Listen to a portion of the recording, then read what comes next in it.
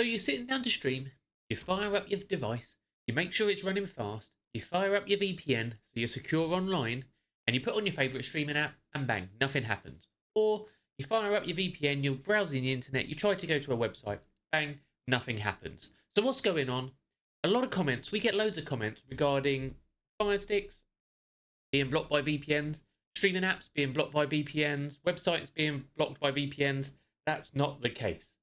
So what we're going to do on this one is go through a few facts, a few details, and a few tips which may help you out. If you're new here, make sure you hit follow. We cover everything from streaming, VPNs to tech, and we are on all other socials as well. So remember, your VPN is just a middleman. So this doesn't really relate to free VPNs because that is a slightly different ballpark. Free VPNs are very hit and miss. They're up, down, up, down. But even then, the VPN won't be blocking what you're streaming. The VPN may be failing or not working. That's a different matter. But if you have a working VPN, I would recommend a premium VPN. If anyone needs one, there is one linked underneath. We'll talk about that near the end. But in your VPN app, there's a few settings which may stop issues happening. Let me just fire up a connection. So there are a few settings which can stop things happening. So your VPN will not block a streaming app. Okay. What might happen is your streaming app may block the use of a VPN. If it's a paid service, there's a very high chance it might block the use of a VPN. Lots of IPTV services block the use of a VPN. You have to question why. The main reason is so they can see what you're watching and see what you're doing, because the back end of an IPTV dashboard or server, they know when you're connected and what device you're connected from and what channel you are watching. They use this obviously to be able to know how many connections are made through one account. For example, if you're in a login with a password and things like this, they want to know what's connected, who's connected. So they don't want VPNs being used on their IPTV services. Decent ones will allow a VPN use because they have a decent management on there and it runs correctly. But cheap ones, they don't want it because you can share your account. So that's why they block the use of VPNs. A lot of IPTV servers have their own VPN networks within them, but we're not going to get too much into IPTV, but the VPN wouldn't block an IPTV service. It makes no sense. So what might happen in your settings, you might have something like, let's have a little look, threat protection, okay? Threat protection can stop certain things happening. So threat protection blocks ads, trackers, and malicious websites when the VPN is connected. This might impact some streaming apps. Okay, so you want to turn, I know it sounds stupid, but threat protection can need to be turned off to use certain apps. Let's be honest, many apps which are giving you content for free, they're giving you movies for free, TV shows for free, whatever for free, when they probably shouldn't, aren't going to be the most straightforward apps without something a bit dodgy in it. I'm not saying all of them, but some of the ones will have pop-up ads which want to run.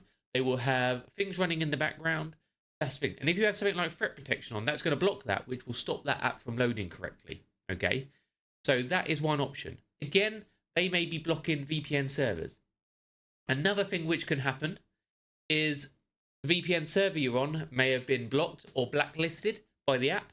This happens a lot with official apps like Netflix, Prime, BBC.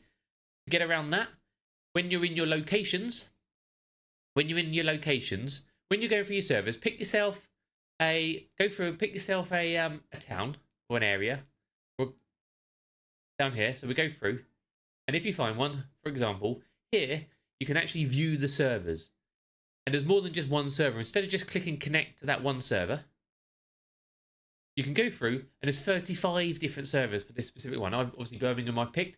So go through and find one with a lower load and a better ping for you as well. So you can go through and collect a different one which has got less people on it, because their load balancing might put you onto one which is blocked. You can try different ones. This is very good when you're trying to get past geolocation, geolocked, because you don't just pick the generic one. You can go through and pick any. Okay, you can look at other ones. They've got RAM only ones. This happens on a lot, and a lot of servers have lots of servers within them. And this is where their server number is up. There's 118 servers in Amsterdam. Okay, so you're going to go down there and you're going to find underloaded ones, ones which probably no one's ever tried, and they're not going to be blocked. Okay, that is one of the biggest tips I can give you on a VPN. Okay, looking for the better servers is very key. Last option, if you really want it, If you're worried about it, say some official apps, you might not worry if like Prime, Netflix has your data. They're pretty much going to get your data somewhere along the line when you sign up to them anyway. So what you can do is run something like split tunneling. If you turn on split tunneling, click on manage apps. And what you can do here is select applications which the VPN is turned off for. Okay. You could go down and you can turn it off for certain applications. Okay. So I don't know, we'll go all the way down. So for example, BBC iPlayer, if I highlight that, it's now turned off for it. Okay.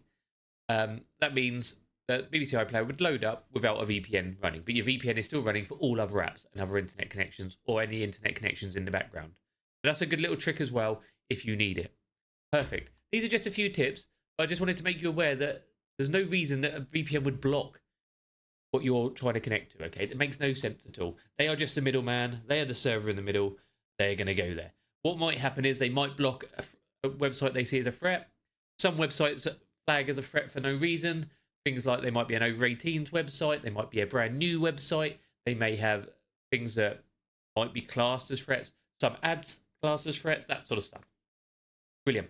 So if you need a VPN, we have IPVanish here on a great offer for you for my followers. That one is linked directly underneath for you as well.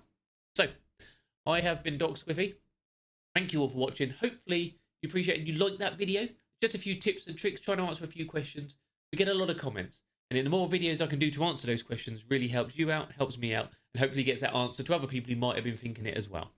Perfect. I've been Doc Squiffy. Thank you for watching. I'll see you on the next one.